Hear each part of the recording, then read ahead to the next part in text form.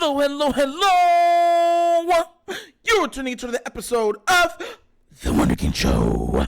Today's first topic. Hey, yo, don't y'all just love how the media has yet to call Travis Kelce to the carpet? Look, I'm going to be real with you. If y'all watched any part of the Super Bowl, there was one part that stood out in, I believe, the first quarter, mid-second quarter. I didn't watch. I was in and out of the whole game because, I wasn't excited to watch it. And I really wasn't in the mood for football. And, yeah. So, the one play, it wasn't even a play. That one thing in the game that everybody noticed, everybody saw, was Travis Kelce's incident with head coach Andy Reid. Now, some of y'all might not know what happened. Let me fill you in. Andy Reid is on the sideline coaching. There is a fumble. Travis Kelce was not on the field at the time.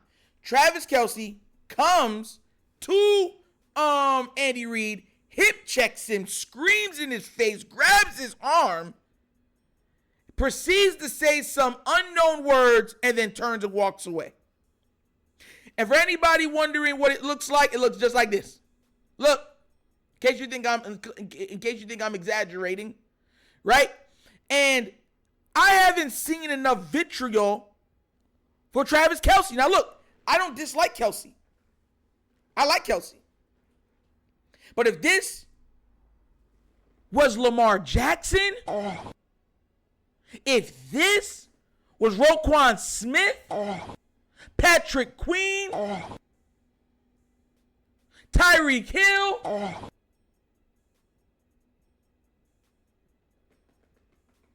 what would be being said about them this morning?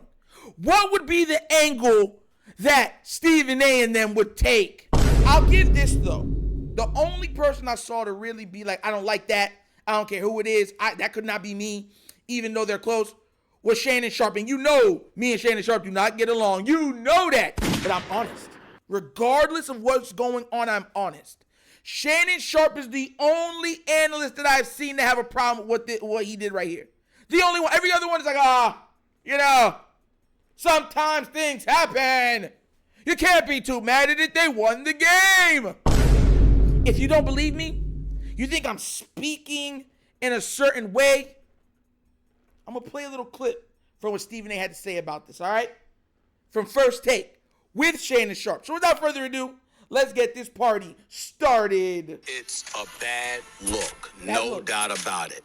But I think people are entirely overreacting. Okay. It's the freaking Super Bowl.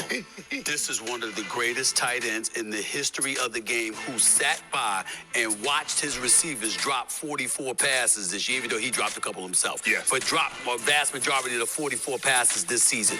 You are a Hall of Famer. You are already a two-time Super Bowl champion at the time, okay? You're arguably the greatest tight end in the history of football. You're in that discussion along with him and others, because I'm saying that because you said that about him. Oh, yeah, I think you go. One reception for 1 yard. I don't want to hear anything from anybody. Let me tell you something right now. I don't advocate what he did. Please don't get me wrong. But anything short of that, up to that line, I don't blame him one bit. It's a Super Bowl championship. Ain't no regular season game. Right.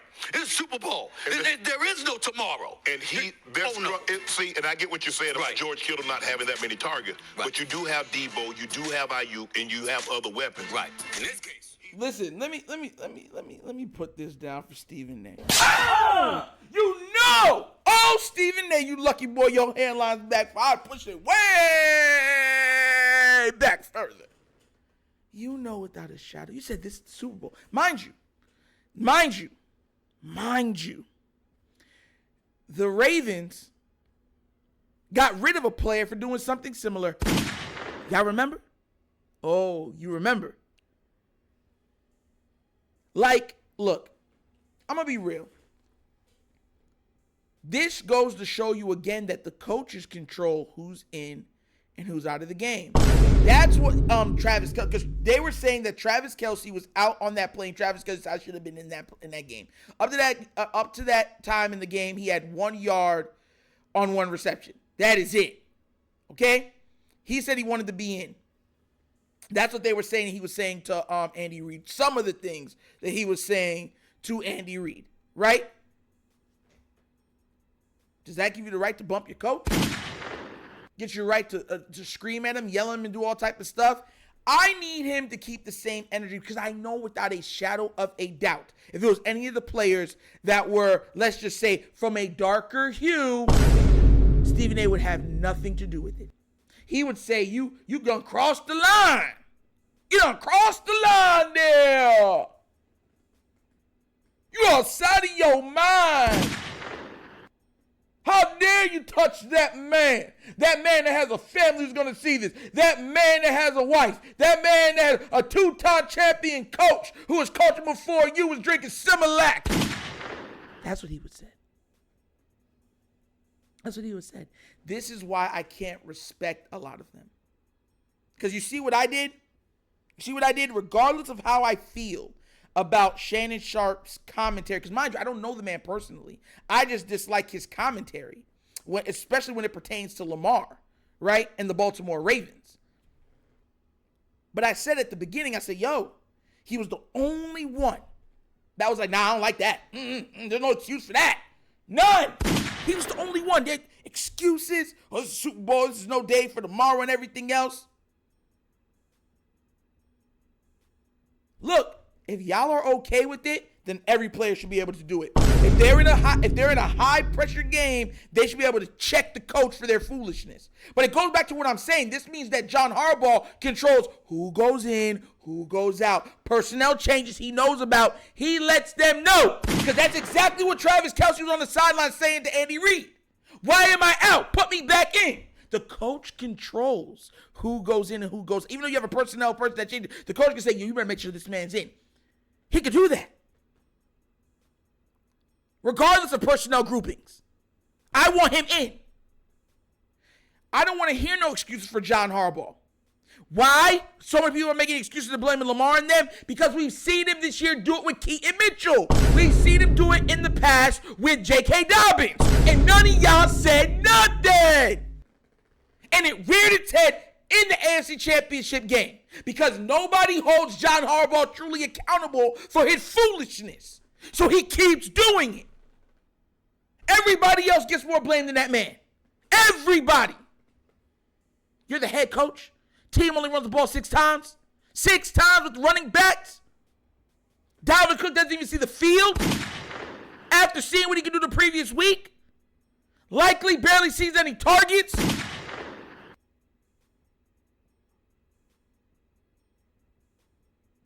Why did you rush Mark Andrews back then? These are the questions that have to be aroused about John Harbaugh. And like I said, it's not like this is the first time. He habitually holds back the team. You forgot that game with Keaton Mitchell? We're like, yo, why is he not touching the ball? Oh, well, sometimes that's the way the game goes. We didn't really. And then he did it to almost the same next game. Keaton Mitchell would break off a 40-yard run and be like, yo, go to the bench. We don't want to see you no more.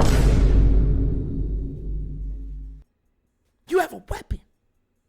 A weapon. A weapon you could actually absolutely pair with Lamar Jackson in the backfield. And what do? You take him off the field. He makes a big play. Say, we're not going to give him no more chances to make any more big plays. We're not going to give the defense. Bro, like helping out the other team.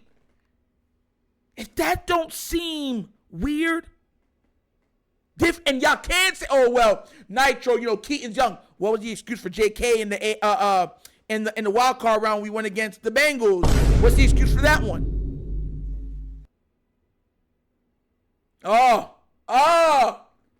At least now we know Ravens play. Listen, I'm laughing at this because Ravens players can't do this. If you do this to John Harbaugh, you are off the team. Regardless of if you're a high-paid player, low-paid player. Bruh. If Roquan Smith checked him like this, Roquan Smith is off the team. Or at least he's going to try to get Roquan Smith off the team. The only player I can see that may get away with doing this and they won't get rid of him is Lamar Jackson. That's it. And that's literally because they just paid him, literally because he's the quarterback, and he's playing the hardest position in the game, and replacing him would be next to near impossible. Absolutely ridiculous. Have some class. But what do you guys think? Are you okay with what Travis Kelce did? Are you okay with the media not shining a big light on it? Are you okay with them being like, well, it's the Super Bowl, you know what I'm saying? Things got to be said, so things got to be done. Let me know what you think down in the comments, because I know without a shadow of a doubt, if there's some other players, they would not have all of this understanding. But as always, that's an episode of The Wunderkind Show. Thank you for watching. Y'all know how we get down. We have fun and we laugh, but everything we talk about rooted in what? Facts and truth.